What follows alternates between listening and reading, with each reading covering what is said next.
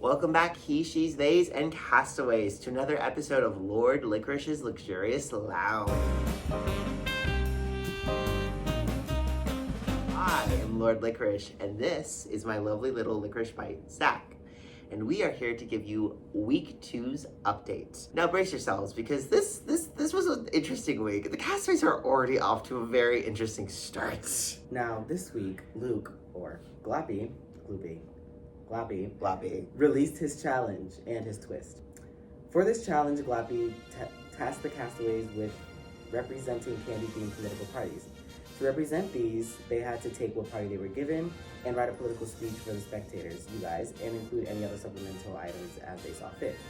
We had some amazing platforms like Grandma's Caramel's Traditionalism, Altoid Altruism, and Santa-shaped Chocolate Gift Economy, just to name a few. And in the end, our lovely creator Noah took home the win. However, his win was not enough to save the Big Chewiness from going to Final Tribal Council again. We saw them for a second time for Tribal Council, and ultimately William was sent home, unfortunately. But that is not it for that day. Our Codemaster, Ashwin, is he here? I think he's here. He is here! I'm right here, guys! He's here! So, Ashwin, tell us what you did this week. I hid an idol, and I coded the idol in Discord. And someone found it, not on the first day. We don't find idols on the first day. Yeah, we find them on the second day. Who found the idol? Charlotte found the idol. After being so behind in the race, everyone was racing towards it. Noah, Jasper, and Kavi was in there as like one team, and Thomas too. And then the other team was it was mostly Tom and Lindsay who were chasing it. And they both were going for the idol. Tom and Lindsay got stuck on the Talbot clue. That was like leading them to the 5th floor of Talbot.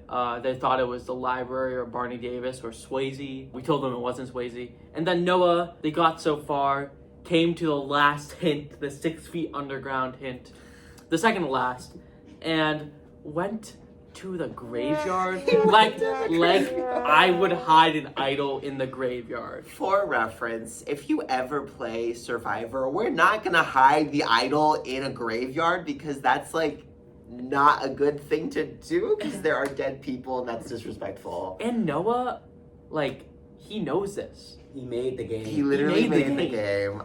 He knows we wouldn't hide an idol in Swayze. We wouldn't hide an idol in graveyard. I don't know. Didn't he also go down to... He went down to Bryant. He went down to Bryant. We're not gonna hide idols in, down the hill. I love Noah. We love you, Noah. Noah, for when you watch this, we love you, but what are you doing? Yeah. What are you doing? The idol, that hint was just the exclamation point 6 feet underground. As simple as that. Lindsay and Tom were stumped. The whole Big Chewy Nerds tribe was stumped. And that led to Charlotte, alone. And Olivia was there kind of doing some of the hints, but kind of gave up after a bit. Charlotte just taking her slow time, ooh, I'm doing this hint, this hint. Then she got stuck in the library for 2 hours when looking for the Talbot clue. The next day, she was luckily in Talbot and saw the painting and was like, oh my god, I found the painting. And then got the 6 feet underground clue, and it led to the map room. Still took her sweet time, which was perfect, and because no one else was looking for it.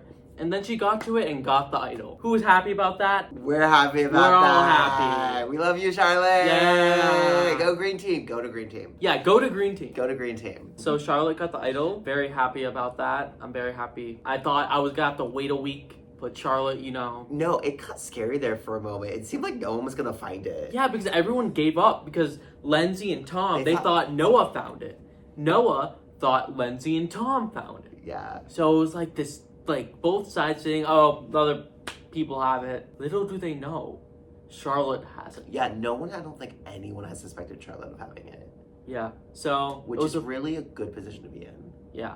It was a fun idol hunt. I'm really excited for the future. I heard rumors that there may be a second idol being dropped. And some little advantages, so keep on the lookout for that. A little Knit Man whispered that in your ear. Yeah. And On Saturday, our very own Lord Licorice held his first in-person challenge. He hosted hide and seek. I did host hide and seek. So we took the classic game of hide and seek and reimagined it for Denizen purposes, Denizen Survivor purposes. So basically how it worked is they had most of, not all of, but most of A-Quad to hide in different buildings. And then I took the production team and had them be seekers. So I gave the hiders 10 minutes to just go off in different directions. They were allowed to talk to each other. A lot of them used the team chats to tell each other where they were. There were some really, really interesting places. I spun a wheel, landed on Lindsay and Josh, thank you. And they got to pick one other person from the other team to give a disadvantage to. So the people who ended up with disadvantages were Noah and Lindsay, and the disadvantage was they had to play Judas while they were hiding. Tara played Judas here. Judas. Out. As we went on, the boundaries started progressively shrinking, and then some of the castaways joined in as seekers. The final round, I had all of the production step back and let the castaways become just fully the seekers plus Eliana. There were a lot of silly shenanigans that ensued. Charlotte ended up hiding in the same room as somebody else for an hour. Noah bonded with a random dude that was in the room he was hiding in the religion library. We told castaways to hide somewhere they would be comfortable, and they still picked really weird places. Lindsay hid between a chair and a wall. Josh under a stairwell, or under a stair in a stairwell. Nap seemed to be a very good place to hide. That's where I ended up having everybody go for the final hiding location. Jack hid there at one point. The team didn't find him. And Tara literally went in the room. I was following Tara. She went in the room, Colin went in there, and they didn't. They just looked in there, peeked in there, and they were like, oh, no one's in here. Jack was in there. Yeah, and then Aaron hid there at the end. And sorry, Tara. Sorry. We love you, Tara. Happy birthday, Tara. Guys, it's Tara's birthday. It's Tara's birthday. birthday. As we're filming this, As we are filming this, it's her birthday. Everybody clap for Tara. If you didn't wish Tara happy birthday, what are you doing? Yeah, no, how can you live such a sad life? Back to Survivor. Big Chewy Nerds ended up winning. Aaron and Jack were both not found. It was a very, very interesting first challenge for me, but it was fun. And then because of that, we went to Tribal 3, which was Moose Tracks. The first time we've seen Moose Tracks at Tribal Council. Lots of names were thrown out. We had Fiona thrown out. We had Jacob, Shay, and Katie. Katie's vote was kind of weird. Kylie just put it in a number generator and let the Survivor God decide fate. You know who that sounds like? Me. That sounds like you. Yeah, You did that. Shay was voted since statistically she had the lowest challenge. She had the lowest number of challenge. Well, lowest challenge scores. On their team so far, which this is the third challenge. Calm down. Jacob was voted because he sent a message in Tribal as soon as their Tribal chat opened, said who wants to sacrifice themselves. So he brought that upon himself. Fiona was ultimately voted off. The vote was 6-3-1-1. It did get a little tricky at the end. Fiona was going to throw and then she decided not to. Then she decided to. So it did get a little tricky, but in the end, Fiona did end up getting voted off. I will say she spent all of yesterday making these Valentine bouquet heart flower things that were hand crocheted. So she didn't fully have time to defend herself, but we really do think she should come back for another season. Buy them. Also, support small businesses. Buy them. Buy them. Yes, they are so cute. Yes. Buy them. And so our current challenge, which is run by our very own Plumpy, and so his challenge is make a recipe for a new candy currency to appease King Candy. Because they all keep trying to start an uprising. So this is overtaking King Candy. Overthrow. We love an overthrow. So this is a reward challenge, and the requirements is that there has to be a visual component, and then there has to be a actual recipe, and then they can also add additional things, which they've been doing. Right now, they're going kind of fucking insane.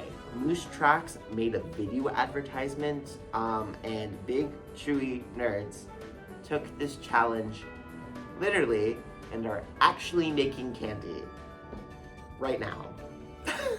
Sean had to send them a safety message. Yeah, no, because when you're making candy, there's a lot of things that can go wrong. Please don't burn yourself. Please Then don't. Then Survivor will get shut down and then you won't be able to play again.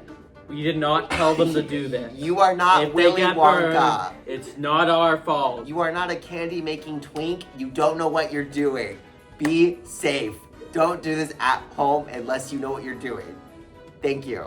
So, with that very interesting note, we end today's Lord the Gracious Lounge. Thank you all for sticking around and see you next week. Bye. I won't see you next week. Or maybe I will.